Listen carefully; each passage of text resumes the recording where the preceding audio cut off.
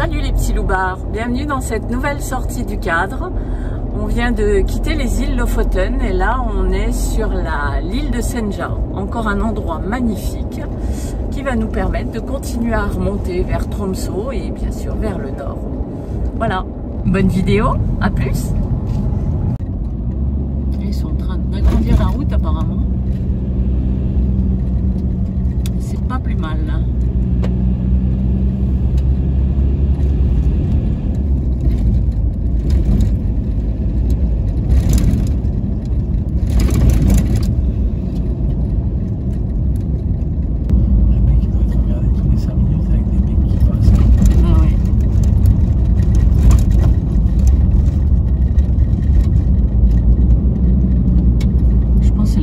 Si tu la fermes, c'est mort quoi.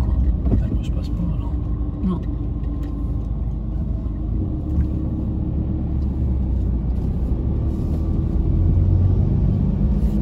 Merci Amy.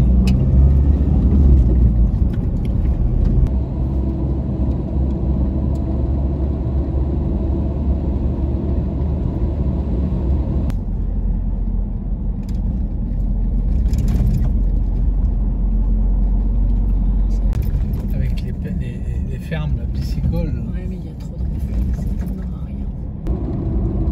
700 mètres, il y a un point de vue aussi arrêté. Ah oui, oui. Je fais pas de coucou, rien du tout.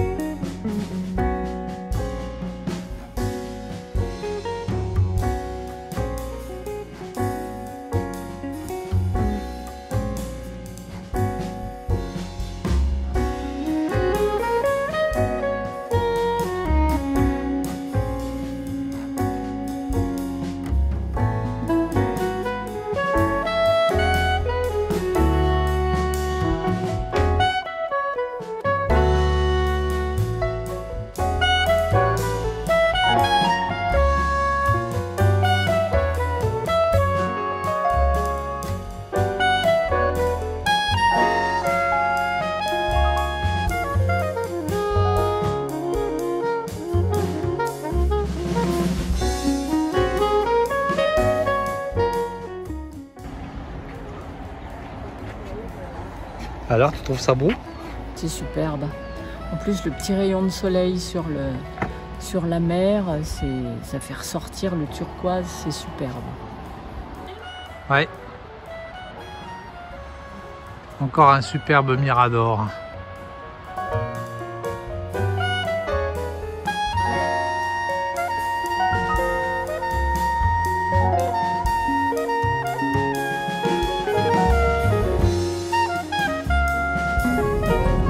Comme je vous le disais tout à l'heure, nous sommes sur l'île Senja et on devait faire tout un petit itinéraire vers en bord de mer, sauf que... Ah si, on en a fait une partie. On en a fait une partie, on a fait une centaine de kilomètres et puis arrivé dans un village, la route était fermée, donc on a demandé à des gentils ouvriers qui refaisaient le goudron de nous dire si la route allait rester fermée longtemps ou si on pouvait attendre. Enfin bref, on pensait juste qu'il y avait quelques petits travaux. En fait non, elle est fermée 5 mois, donc on a décidé de ne pas attendre. Donc on a fait demi-tour. Alors c'est un peu rageant parce qu'on avait fait une centaine de kilomètres. Voilà, ça nous oblige à tout refaire dans l'autre sens. Il faut dire que c'est une route en plus qui n'est pas facile parce qu'on ne croise pas.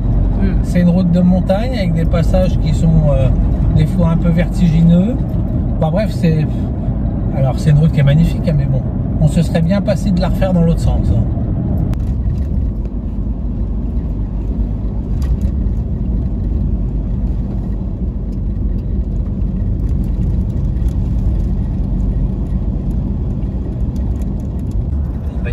Alors on est dans le tunnel de la mort qui tue, on croise pas, c'est pas très haut, c'est pas très éclairé, il y a un poids lourd et un très gros camping-car devant nous. Je vois des phares en face. On voit des phares en face. Alors il y a quelquefois des petits, comment dire, des petits refuges. Des petits refuges, ouais, pour se garer, pour croiser. Là, il y en a un. Heureusement, ils se sont garés. Voilà, gens. heureusement, ils se sont garés. Sinon, je sais pas comment on aurait passé. Voilà. On vient de tenter un endroit, mais c'est pas satisfaisant pour le bivouac du soir. On n'a aucune vue, c'est assez moche, hormis la montagne en face. Et on n'a pas de 4G.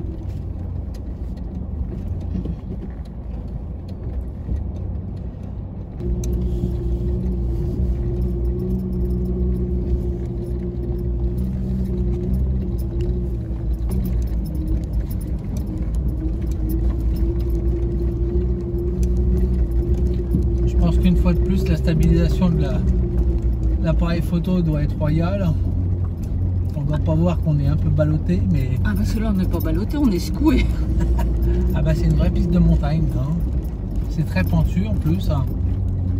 Petit spot du soir, nous sommes dans un ancien camping. Alors il y a plusieurs étages, c'est superbe. Un peu en retrait de la route. Alors il y en a quelques-uns qui se sont garés. Là, nous, on va essayer de monter un étage en plus. Mais c'est un petit peu raide. C'est l'avantage du 4x4. On va monter l'étage supérieur.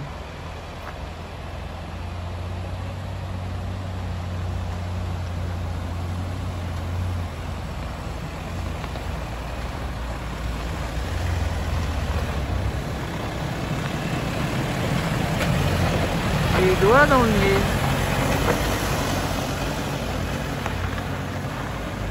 On va pouvoir se mettre au-dessus, c'est trop bien.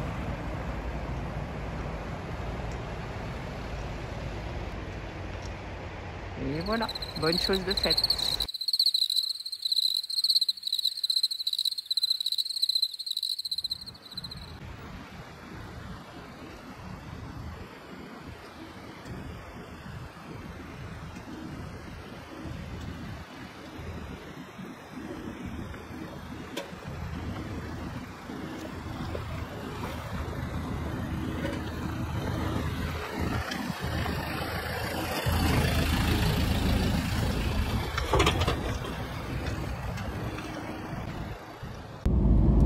On change carrément de paysage, on continue notre remontée vers le nord.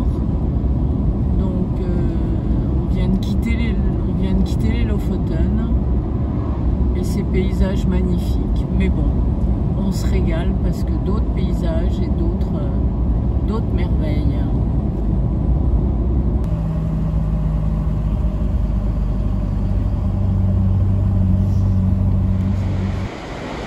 Encore un bel endroit.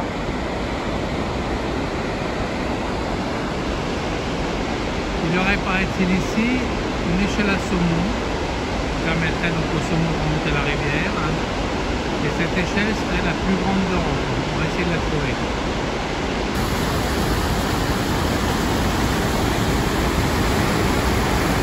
On croit comprendre que les saumons remontent dans ce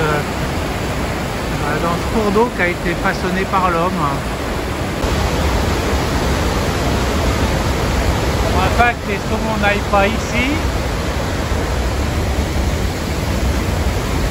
on leur a proposé une alternative moins difficile.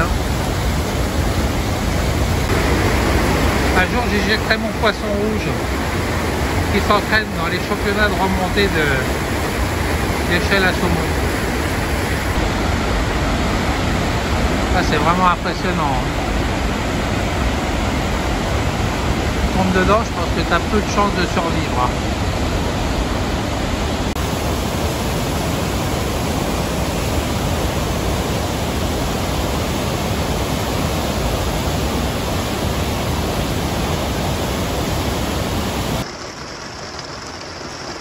Il est 11 h du soir. Et vous entendez, on va passer une bonne nuit. Il prévoit ça jusqu'à demain matin 7 h. Hein.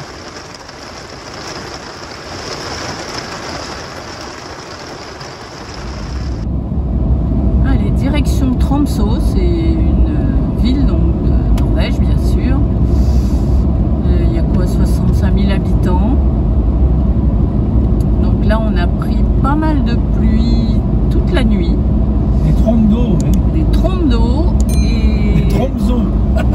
ça continue. On espère avoir peut-être pas un rayon de soleil, mais plus de pluie. Donc on croise les doigts. On reste positif. On arrive à Tromsø. Il pleut plus. Il fait 10 degrés. Il fait 10 degrés. C'est ça. Et il y a un peu de vent de temps en temps. Des coups de vent. C'est l'été, quoi. L'été norvégien. Il y a l'été indien et l'été norvégien. C'est pas tout à fait les mêmes.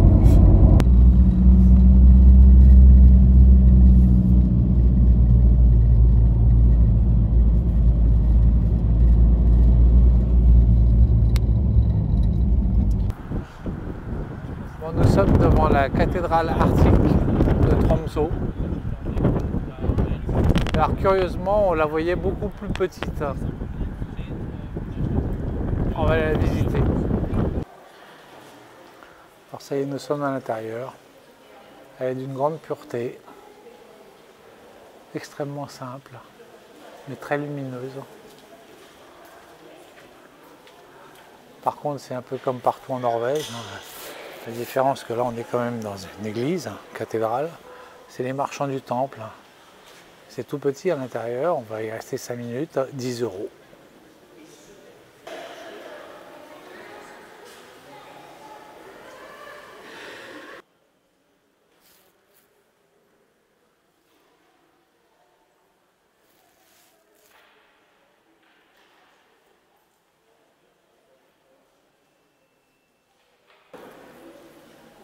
Alors c'est bizarre parce que les vitres latérales sont pas en verre mais en plexiglas. Quant à la couverture, on le verra mieux dehors, mais c'est du bac acier.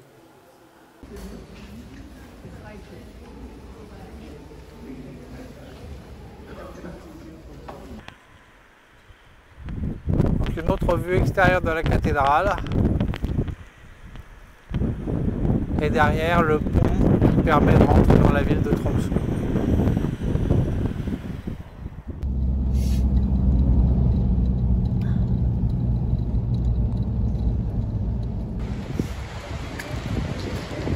Allez, on y va.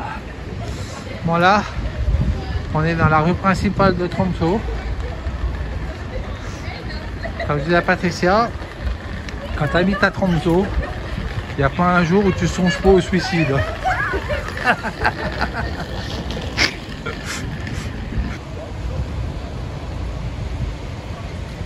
Ah là, il y a un monument, je crois, pour les chasseurs de baleines ou de phoques.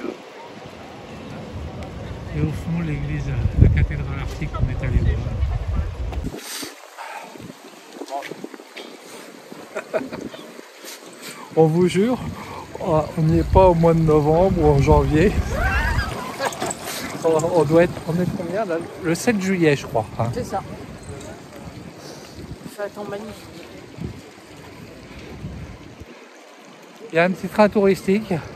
En fait, les gens le prennent juste pour pas être mouillés.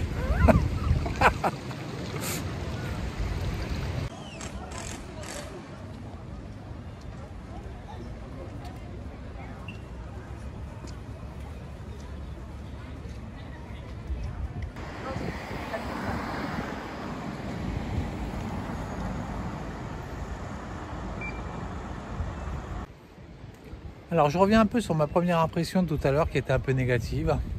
En fait c'est une ville qui est assez sympa, il y règne une ambiance particulière qu'on n'a jamais vue nulle part ailleurs. C'est pas le pôle Nord hein, mais c'est très nordique. Et puis il y a un peu de monde un peu partout. Alors c'est certainement dû au fait que certains bateaux croisières s'y arrêtent. Et puis notamment les bateaux Hurtigruten ils font aussi escale. Mais on y passe un bon moment. C'est une ambiance polaire. Je vais te dire le contraire. Mais si, c'est polaire, moi je trouve. Mais si, c'est hyper dépaysant.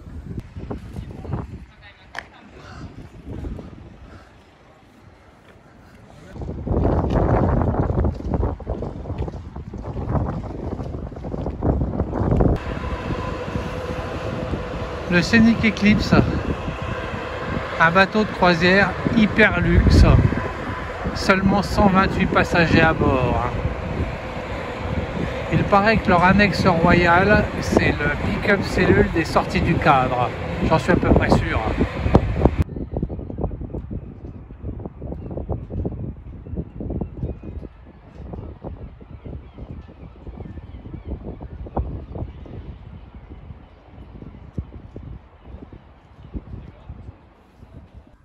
Dans le musée polaire à Tromsø. Des reconstitutions de cabanes de trappeurs.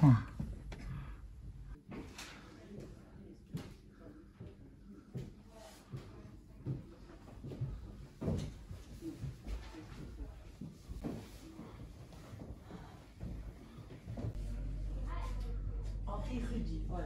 De Tromsø, il est de Tromsø. Et la fille et la femme, c'est Wally Wolster.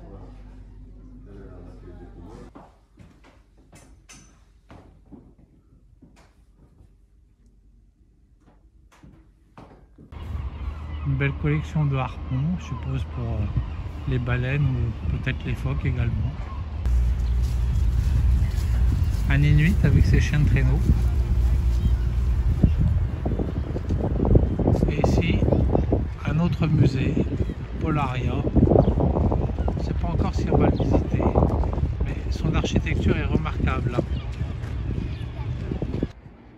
Donc derrière ces vitres, il y a un bateau de pêche ou de chasse aux phoques qui est exposé. Nous on voulait le visiter, mais c'est fermé pour rénovation pendant tout l'été. Dommage.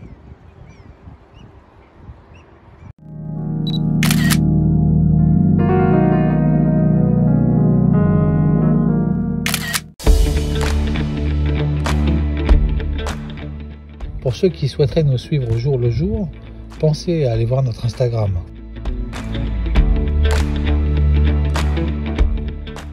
Vous pouvez également consulter notre itinéraire détaillé sur Polarstep.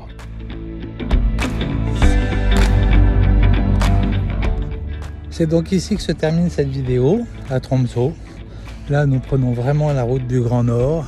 Effectivement, comme son nom l'indique, destination Cap Nord. Mais ça sera pour la semaine prochaine. Donc il ne me reste plus qu'à vous souhaiter une bonne semaine. Portez-vous bien et à bientôt. Salut!